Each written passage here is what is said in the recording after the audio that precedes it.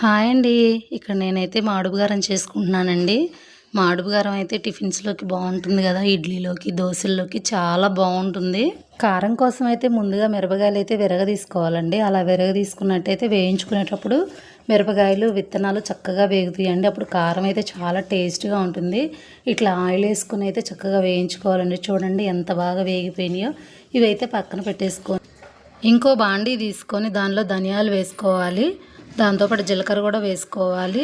ఈ రెండైతే సిమ్లో పెట్టేసేసుకొని బాగా వేయించుకోవాలండి. దాంట్లో కొంచెం కరివేపాకు కూడా వేసుకోవాలి. నేనైతే కరివేపాకుతో పాటు వేయించుకున్నాను. ఇక్కడైతే కారం దంచుకుంటున్నానండి. మిక్సీలో వేసుకోవడం కంటే కూడా రోట్లో చేసుకున్న కారం అయితే చాలా బాగుంటుంది. అందుకే నేను రోట్లో దంచుకుంటున్నానండి. ఇక్కడైతే కారం, దానికి కావాల్సిన చున్నులపాయలు, కల్లుప్పు, చింతపండు. ఇప్పుడైతే మనం కారం దంచుకుందామండి. మిరపకాయలు అయితే మనం రోట్లోకి మార్చుకోవాలి.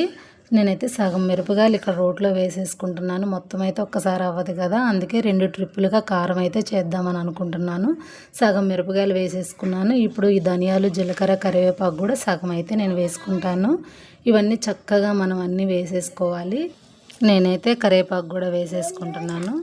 ఇట్లా వేసుకున్న తర్వాత మనము కారంలోకి అయితే కల్లుప్పు వేయాలి. కల్లుప్పు వేసుకున్నట్లయితే కారం త్వరగా నలుగుతుంది.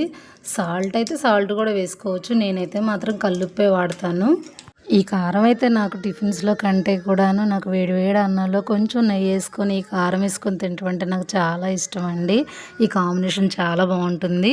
మీరు కూడా ఒకసారి ట్రై చేయండి. ఆల్మోస్ట్ అందరూ దీన్ని ఇష్టపడతారండి. ఇలా మెత్తగా పొడి చేసుకొని పక్కకు మార్చుకున్న తర్వాత రోట్లో కొంచెం చున్నులపాయలు వేసుకొని ఎండు కొబ్బరి కూడా వేయాలి. దీన్ని బాగా దంచుకోవాలి. దీన్ని దంచుకున్న తర్వాత దాంట్లోకి అయితే కారం యాడ్ చేసేసుకొని మొత్తం కలిపి దంచుకోవాలి.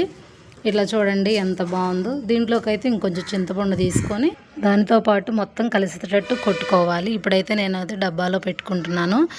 డబ్బాలో స్టోర్ చేసుకుంటే వాసన పోకుండా ఉంటుంది. నేనైతే అన్నం వేసుకొని ఇక్కడ టేస్ట్ చేస్తున్నాను. చూడండి ఎంత బాగుందో.